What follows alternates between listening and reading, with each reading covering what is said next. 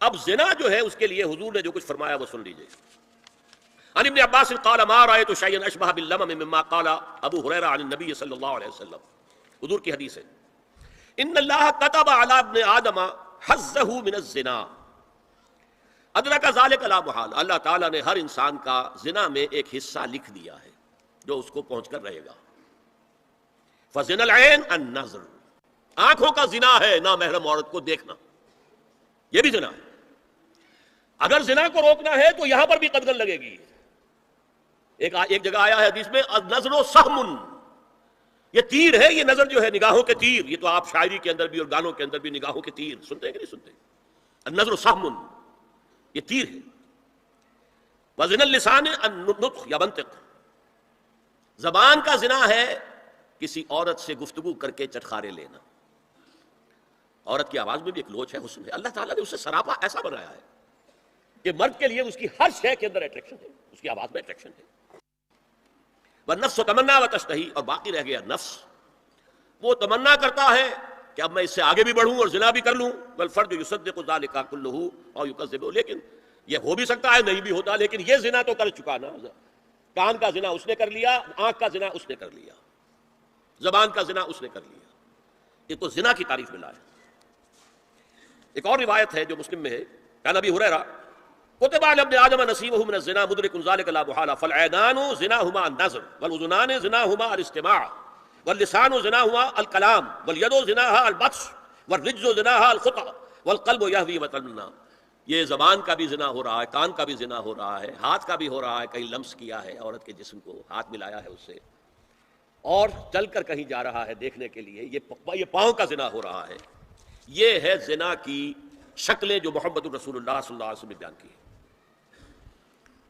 تو زنا کا روک تھام, زنا کی جو ہمارے معاشرتی اہداف کے اندر بہت اہم ہے, بہت اہم ہے, بہت اہم, ورنہ معاشرہ ٹوٹ پھوٹ کا شکار ہو جائے گا. میاں بیوی میں اعتماد نہیں ہے, بے اعتمادی کی فضا میں اولاد جو پلے گی اس کی منفی نفسیات ہوں گی, کبھی مثبت نفسیات نہیں ہو سکتی.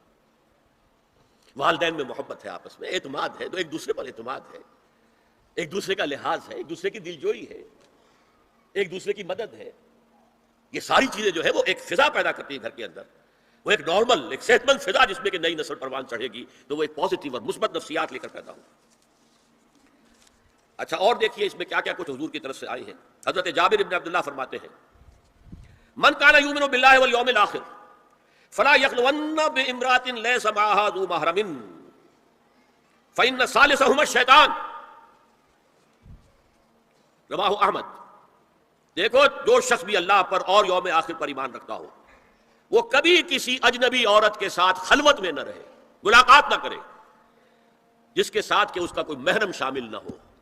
کوئی عورت آئی ہے آپ سے مسئلہ پوچھنے کے لیے, اس کا باپ, اس کا بیٹا, اس کا بھائی, اس کا شوہر ساتھ ہونا چاہیے, اکیلے نہیں. اس لیے کہ ثالثہما الشیطان. جہاں یہ ایک مرد اور ایک عورت جو ایک دوسرے کے لیے نامحرم ہے, جب ملیں گے تیسرا وہاں شیطان موجود ہوگا. اسی طرح حضرت ابن عباس کی روایت ہے لا یخلون رجل بامرأۃ الا ومعها ذو محرم ولا تسافر المرأة الا مع ذی محرم. کوئی مرد کسی عورت کے ساتھ خلوت میں نہ ہو, اکیلے نہ ہو, مگر یہ کہ اس عورت کے ساتھ اس کا محرم موجود ہو, اور کوئی عورت سفر نہ کرے جب تک کہ اس کے ساتھ محرم موجود نہ ہو. اب آئیے چھٹی بات, اسلام میں جو اصلاح کی گئی ہے مختلف میدانوں میں, اس کے دو اصول ہیں. نمبر ایک, تدریج سے اصلاح ہوتی ہے, ایک دم نہیں. نمبر دو, اصلاح کا عمل گھر سے شروع ہونا چاہیے. Charity begins at home. اب میں مثلا مثال دے رہا ہوں. دیکھیے, شراب کی حرمت کے ضمن میں 3 درجوں میں حرمت ہوئی ہے.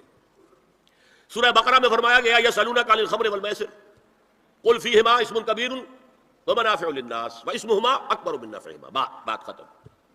اے نبی, آپ سے پوچھ رہے ہیں شراب اور جوئے کے بارے میں, سے کہہ دیجیے ان دونوں میں بہت بڑے گناہ کی بات ہے, اگرچہ لوگوں کے لیے کوئی نفع بھی ہے, لیکن ان کا گناہ نفع سے بہت بڑھ کر ہے. اشارہ دے دیا. بہت سے صحابہ نے اسی آیت پر شراب نوشی ترک کر دی. جو معلوم ہوا which way the wind is blowing, اب ہوا کا رخ کیا ہے, کہاں جا رہی ہے ہوا. پھر آگے سورہ نساء میں آیت آگے ولا تقربوا الصلاۃ وانتم سکارى. دیکھو, اگر تم نشے کے اندر ہو شراب کے تو نماز کے قریب مت جاؤ. پتہ نہیں تم کیا کہنا شروع کر دو, تو غالب کی عشقیہ غزلی پڑھنی شروع کر دو کھڑے ہو کر, کیا پتہ. ایک اور مل گیا پوائنٹر, نماز جیسی شے سے روکنے والی شے جو عماد الدین ہے وہ تو بہت بری شے ہوئی، بہت سے لوگوں نے اس کے بعد چھوڑ دی۔ پھر آخری آیت آئی ہے، یا ایھا الذین آمنوا انما الخمر والمیسر والانصاب والازلام رجس من عمل الشیطان، یہ شیطانی اعمال ہیں، گندگی کے اعمال ہیں۔ فاجتنبوہ لعلکم تفلحون، تو ان سے بچو، اجتناب کرو تاکہ تم فلاح پاؤ۔ انما یرید الشیطان ان یوقع بینکم العداوۃ والبغضاء فی الخمر والمیسر، یہ شیطان یہ چاہتا ہے کہ شراب اور جوئے کے ذریعے سے تمہارے مابین دشمنی پیدا کر دے۔ شراب میں آدمی لڑ پڑا، جوئے کے اندر بھی ہارتا ہارتا ہارتا آخر کھڑا ہو جاتا، مار پیٹ کے اوپر تیار، ہلاک کرتا۔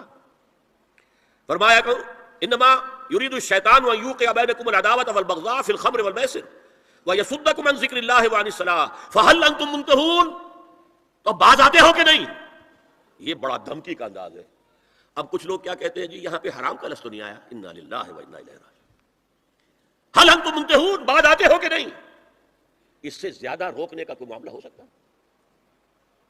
اور حدیث میں اندر رسول آ گیا، ما اسکر کثیرہ فقلیلہ حرام، جو شے اگر زیادہ مقدار میں ہو اور نشہ لے آئے تو اس کی تھوڑی مقدار بھی حرام ہے، شراب کا ایک قطرہ بھی حرام ہے۔ لیکن آج ہم کہہ رہے ہیں شراب تو حرام ہے ہی نہیں، تاکہ مغرب مان لے کہ ہاں یہ تو بڑے ماڈریٹ لوگ ہیں، بڑے لبرل لوگ ہیں، روشن خیال ہیں، یہ کوئی دقیانوسی نہیں ہے، یہ فنڈامنٹلسٹ نہیں ہے۔ اسی طریقے سے یہ جو معاشرتی معاملے میں اصلاح کا دائرہ شروع ہوا ہے، اس میں ہم دیکھتے ہیں کہ ابتدا میں ازواج مطہرات سے خطاب ہے، جسے دلیل بنا لیا بعض لوگوں نے، یہ احکام تو صرف ازواج مطہرات کے لیے ہے، حالانکہ میں نے اصول پہلے بتا دیا، چیریٹی بگنز ایٹ ہوم۔ جیسے حضور فرماتے تھے انا اول المسلمین، دیکھو میں تمہیں اسلام کی دعوت دے رہا ہوں، سب سے پہلا مسلمان میں خود ہوں۔ انا اول المومنین، میں تمہیں ایمان کی دعوت دے رہا ہوں، پہلا مومن میں ہوں۔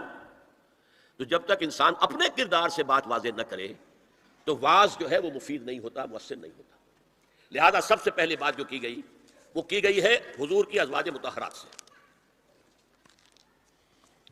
اب اس ضمن میں جو اصلاحی اعمال آئے ہیں، احکام ان کو نوٹ کر لیجئے۔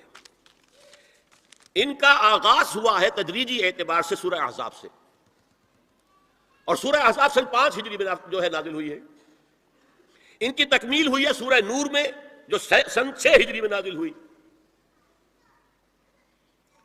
اور ایک بہت خوبصورت بات کہی، یہ مولانا امیر احسن اصلاحی نے مجھے بتایا کہ ان کے استاد حمید الدین فراہی نے یہ کہا کہ سورہ احزاب میں گھر سے باہر کے پردے کا بیان ہے اور سورہ نور میں گھر کے اندر کے پردے کا بیان ہے۔ تو اصلاحی صاحب کہتے تھے کہ اس جملے نے میری آنکھیں کھول دی اور قرآن مجید روشن ہو گیا میرے سامنے، ورنہ اگر یہ بات سامنے نہ ہو تو آدمی اٹکتا ہے، جگہ جگہ پر اشکالات پیدا ہوتے ہیں۔ دیکھیے سورہ احزاب میں کیا کیا گیا۔ نمبر 1، پہلے خطاب ازواج مطہرات سے، بعد میں عام کر دیا گیا۔ نمبر 2، بتایا گیا کہ عورت کا اصل کردار کیا ہے، اس کی اصل جگہ کیا ہے، گھر۔ نمبر 3، استیزان کے حکم کا آغاز ہو گیا کہ گھروں میں اجازت لیے بغیر داخل نہ ہو، لیکن یہاں بھی صرف نبی کے گھر کی بات ہوئی ہے، عام نہیں۔ پھر محرموں کی ایک چھوٹی فہرست ہے جو سورہ احزاب میں آ گئی ہے، اور گھر سے باہر کے پردے کا حکم آ گیا ہے، یہ سورہ احزاب میں ہے۔ سورہ نور میں استیزان اب عام کر دیا، کسی بھی گھر میں داخل مت ہو جب تک اذن نہ لے لو۔ یہ دیکھیے تدریج، پہلے حضور کے گھروں میں داخل نہ ہو، اب کسی بھی گھر میں داخل نہیں ہو سکتے بغیر استیزان کے۔ اور احادیث مبارکہ میں اتنی سختی آئی ہے، وہ میں بعد میں آپ کو بتاؤں گا۔ دوسرے یہ کہ گھر کے اندر پردہ جو محرموں سے پردہ ہے، محرموں سے پردہ، محرم کون ہوتا ہے یہ سمجھ لیجئے۔ محرم وہ ہے جس سے کبھی بھی کسی شکل میں کسی حالت میں شادی نہ ہو سکے۔ اب ایک آدمی جو ہے اس کے گھر میں فرض کیجئے کہ ایک بہن ہے، تو اس بہن کی دوسری بہن سے وہ شادی نہیں کر سکتا، لیکن اگر وہ بیوی مر گئی تو کر سکتا ہے کہ نہیں؟ اس لیے وہ محرم نہیں ہے، نامحرم ہے، سالی نامحرم ہے۔ آپ کا بھائی ہے، اس کی بیوی ہے، بھابھی ہے آپ کی، آپ دیور ہیں، بھابھی سے شادی تو نہیں کر سکتے، لیکن اگر بھائی کا انتقال ہو جائے تو آپ شادی کر سکتے ہیں۔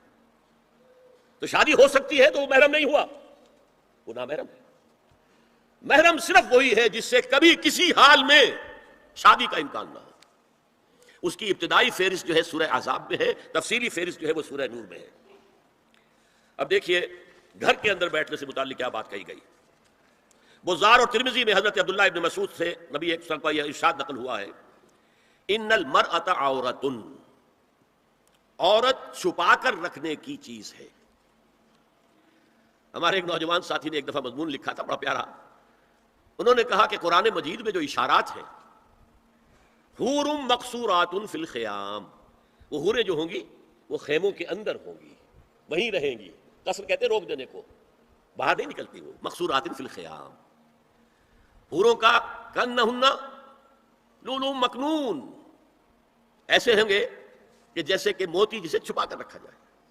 عورت چھپا کر رکھنے کی شے ہے، المرأۃ کلھا عورۃ، عورت کہتے ہیں اس کو ہے جسے چھپا کر رکھا جائے۔ ان المرأۃ عورۃ فاذا خرجت، جب وہ گھر سے نکلتی ہے، استشرفها شیطان، اب شیطان جو ہے اس کو طاق میں رکھتا ہے۔ واقرب ما تکون بروحۃ ربها وهي في قعر بیتها، وہ اپنے رب کی رحمت سے قریب ترین ہوتی ہے جبکہ اپنے گھر کے بھی کسی اندرونی حصے میں ہو۔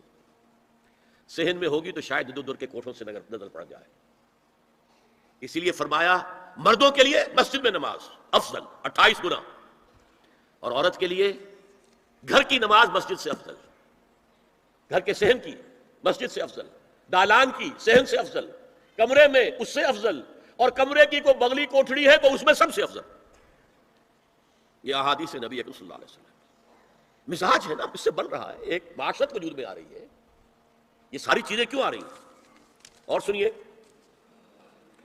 عبداللہ ابن احمد ابن حنبل نے زوائد الزہد میں اور ابن ابی شیبہ نے ابن سعد نے اپنی کتابوں میں مسروق کی روایت نقل کی ہے کہ حضرت عائشہ جب تلاوت قرآن کرتے ہوئے اس آیت پر پہنچتی تھی وقرن فی بیوتکن، تو بے اختیار رو پڑتی تھی۔ قرآن کہتا ہے اپنے گھروں میں رہو۔ حضرت عائشہ نے شہادت عثمان کے بعد باہر نکل کر لشکر کی قیادت کی، پھر ساری عمر افسوس رہا کہ میں نے غلط کام کیا۔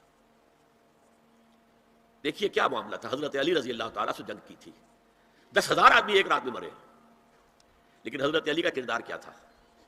یہ نہیں کہ اب عائشہ شکست ہو گئی ہے تو لوڈی بنا لوں، انا للہ و انا الیہ راجعون۔ اتنا احترام کیا ہے، مدینے کی چند عورتوں کو ساتھ دے کر بڑے احترام سے مدینے پہنچا دیا، وہاں کی عورتوں، کوفے کی عورتوں کو ساتھ دے کر، اور صرف یہ کہا کہ آپ کی یہ ذمہ داری نہیں تھی، آپ نے یہ ذمہ داری خام خواہ لے لی، صرف یہ، اور کچھ نہیں، کوئی ملامت نہیں۔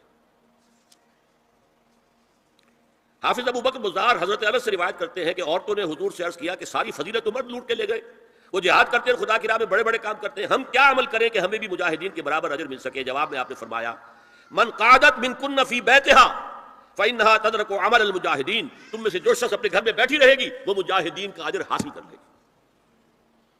یہ ایک ہوا کا رخ ہے، بتایا جا رہا ہے، یہ نظام ہے جس کو اس شکل میں دیا جا رہا ہے۔ اب میں چاہتا ہوں سورہ احزاب کی جو آیات ہیں ان کے حوالے سے کچھ باتیں جو حکمت دین کی ہیں اور بہت اہم ہیں وہ آپ کے سامنے آ جائیں۔ دیکھیے میں نے سب سے پہلے آیت پڑھی تھی لقد کان لکم فی رسول اللہ اسوۃ حسنہ، اے مسلمانوں تمہارے لیے اللہ کے رسول کی زندگی میں ایک بہترین نمونہ ہے، اسوہ حسنہ ہے۔ ایک بات اس میں غور طلب ہے، مردوں کے لیے تو اسوہ کامل ہے، مرد اگر سپہ سالار ہے تو اسوہ موجود ہے حضور کا، مرد اگر صدر ریاست ہے، خلیفہ ہے تو اسوہ موجود ہے رسول کا، کوئی قاضی القضات ہے تو اسوہ موجود ہے رسول کا، کوئی کسی مسجد میں خطیب ہے، امام ہے تو اسوہ موجود ہے، باپ کی حیثیت سے اسوہ موجود ہے، شوہر کی حیثیت سے اسوہ موجود ہے کہ نہیں؟ مردوں کی کوئی حیثیت ایسی نہیں جس کے لیے اسوہ حضور کی زندگی میں نہ ہو، لیکن ایک خلا ہے، عورت کی نسوانی زندگی کے لیے تو حضور کی زندگی میں کوئی اسوہ نہیں ہو سکتا، حضور مرد ہے۔ یہ ہے فلسفہ، یہ ہے حکمت دین، کہ جس صورت میں یہ آیت آئی لقد کان لکم فی رسول اللہ اسوۃ حسنۃ لمن کان یرجو اللہ والیوم الآخر وذکر اللہ کثیرا، اے لوگو، اے مسلمانوں، تمہارے لیے اللہ کے رسول کی زندگی میں ایک اسوہ کامل ہے، عمدہ اسوہ ہے، ہر اس شخص کے لیے جو اللہ کا امیدوار ہے اور یوم آخر کو بھی مانتا ہے اور اللہ کا ذکر کرتا ہے کثرت سے۔ اب اس خلا کو پُر کیسے کیا جائے؟ حضور کی ازواج کو بنایا گیا اسوہ خواتین کے لیے، اور یہی ایک بہت سی اور بھی حکمتیں ہوں گی، ایک حکمت یہی تعدد ازدواج میں ہے، اور حضرت عائشہ کی اتنی کم عمر میں شادی کرنے میں ہے کہ دیر تک وہ امت کو پڑھاتی رہی، شوہر اور بیوی کے درمیان خالص پرائیویٹ معاملات کے اندر بھی ہدایت دیتی رہی۔ آخر وہ بھی انسان کی ضرورت ہے کہ نہیں؟ آپ کو معلوم ہے ایک مرتبہ بعض صحابہ نے آ کر کہا حضور یہ یہودی جو ہے ہم پر طنز کرتے ہیں کہ تمہارے نبی تمہیں بڑی چھوٹی چھوٹی باتوں کا حکم دیتے ہیں. آپ نے فرمایا کہ ہاں ہمارے نبی نے تو ہمیں استنجا کرنا بھی سکھایا. بجائے کسی کمپلیکس کے انفیریورٹی کے سپیریورٹی کی بات کرو. استنجا ضروری شے نہیں ہے, گندگی سے نجات پانا ضروری شے نہیں ہے, طہارت ضروری شے نہیں ہے. ہمارے نبی نے تو استنجا کرنا بھی سکھایا. تو تعلق زن و شو کون بتائے گا؟ حضور بتائیں گے کسی کو؟ ازواج کو ضرورت ہوتی ہے. بڑا مسئلہ ہے, روزے میں کہاں تک جا سکتا ہے انسان؟ آخر کون بتائے گا؟ ازواج مطہرات نے بتایا. تو اسوہ بنانے کے لیے دیکھیے یہ آیات آئی ہیں. یہ 3 آیتیں سورہ احزاب کی یوں سمجھیے کہ نچوڑ ہے اس مسئلے میں. یا نساء النبی لستن کاحد من النساء, اے نبی کی بیویوں تم عام عورتوں کے مانند نہیں ہو. تو کیا وہ عورتیں نہیں تھیں؟ عورتیں تو تھیں. کیا ان کے احساسات عورتوں والے نہیں تھے؟ وہ تو تھے. کیا بات ہے, تم نبی کی بیویاں ہو, تمہیں اسوہ بننا ہے. ان اتقیتن فلا تخضعن بالقول, اگر تمہیں واقعی اللہ کا تقوی اور خوف ہے تو کسی اجنبی سے اگر بات کرنے کی ضرورت پیش آ جائے تو اپنی آواز میں لوچ مت پیدا کرو. فیطمع الذی فی قلبہ مرض, کہ جس شخص کے دل میں کوئی روگ ہے, گندگی ہے, وہ کوئی آس لگا بیٹھے کہ یہ جو مجھ سے گفتگو کر رہی ہیں, جس انداز میں کر رہی ہیں, جس لگاوٹ کے ساتھ کر رہی ہیں, تو کوئی نہ کوئی موقع ہے میرے لیے. انا للہ و انا الیہ راجعون. درخت آواز میں بات کرو. وقلن قولا معروفا, اور معروف بات کہو صرف, اس سے آگے بڑھنے کی کوئی ضرورت نہیں.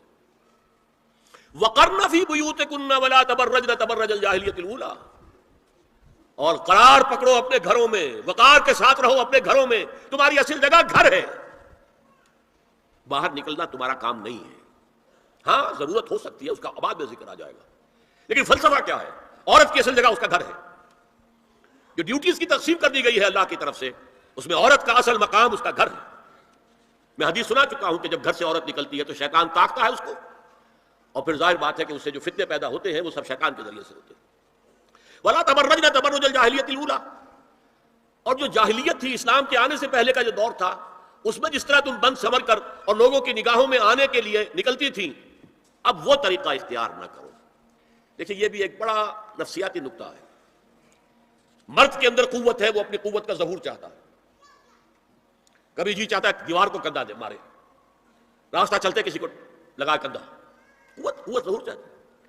عورت کے پاس سب سے بڑا سرمایہ اس کا نسوانی حسن ہے. جسمانی طاقت تو نہیں ہے نا, اس کے اندر ایک ارج ہے کہ اپنے آپ کو ظاہر کرے. اس کا نام تبرج. بروج کہتے تھے ان برجیوں کو کہ جو فصیلوں کے اوپر ہوتی تھی. اور ظاہر بات ہے دور سے مسافر آ رہا تو پہلے تو برجی نظر آتی تھی نا, تو نگاہوں میں آنا, نگاہوں میں کھبنا, یہ تبرج ہے. تو تم جس طرح پہلے بناؤ سنگھار کر کے نکلا کرتی تھی, اور تبرج الجاہلیہ اب چھوڑ دو. وَأَقِمْنَ الصَّلَاةَ وَآتِينَ الزَّكَاةَ, اور نماز قائم رکھو, زکات ادا کرو. وَأَطِيعْنَ اللَّهَ وَرَسُولَهُ, اور اللہ اور اس کے رسول کی اطاعت پر کاربند رہو. اب آئے الفاظ جو اہم ترین ہیں. انما یرید اللہ لیذھب عنکم الرجس اہل البیت ویطہرکم تطہیرا. اے نبی کے گھر والیوں, اللہ یہ چاہتا ہے کہ تم سے ہر طرح کی برائی, ہر طرح کی ناپاکی کو دور کر دے اور تمہیں پاک کر دے. پاک کرنا کر خوب خوب خوب خوب. تطہیرا, یطہرکم تطہیرا. کیوں؟ تمہیں نمونہ بننا ہے, تمہیں اسوہ بننا ہے. یہ الفاظ اصل میں آئے ہیں قرآن مجید میں ازواج مطہرات کے بارے میں. سارا جملہ چل رہا ہے یا نساء النبی سے. ہمارے کچھ دوستوں نے اسو کہا ہے کہ اہل بیت سے مراد حضرت علی, حضرت فاطمہ, حضرات حسنین ہیں. وہ بھی حضور نے فرمایا. میں نے ایک ٹی وی مذاکرے کے اندر بھی جب کچھ حضرات کہہ رہے تھے کہ اہل بیت تو اصل میں وہ ہے, میں نے کہا نہیں, اصل میں بیویاں ہیں لیکن وہ بھی اہل بیت ہیں. حضور نے ایک چادر میں جب سمیٹا سب کو, تو یہ بھی اللہ اہل بیت, یہ بھی میرے اہل بیت ہیں. سلمان منا اہل البیت, سلمان بھی ہمارے اہل بیت میں سے, جو جتنا قریب ہوا. لیکن قرآن میں یہ لفظ آتا ہے صرف بیویوں کے لیے, ازواج کے لیے. حضرت ابراہیم کے پاس جب فرشتے آئے تھے حضرت اسحاق کی ولادت کی خبر دینے کے لیے, تو جب حضرت سارہ نے سنا تو وہ آئیں اپنے 72 مارتی ہوئی اپنے پیشانی پر, آلد وانا عجوز وہذا بالی شیخا, کیا میں جنوں گی اب جبکہ میں بڑھی پھوس ہو گئی ہوں اور میرا یہ شوہر جو ہے یہ بھی بڑھا پھوس ہے. 100 برس کی عمر تھی حضرت ابراہیم علیہ السلام کی, اور کتنی ہوگی اس کے آس پاس ہی ہوگی, 90-95 حضرت سارہ ہوگی.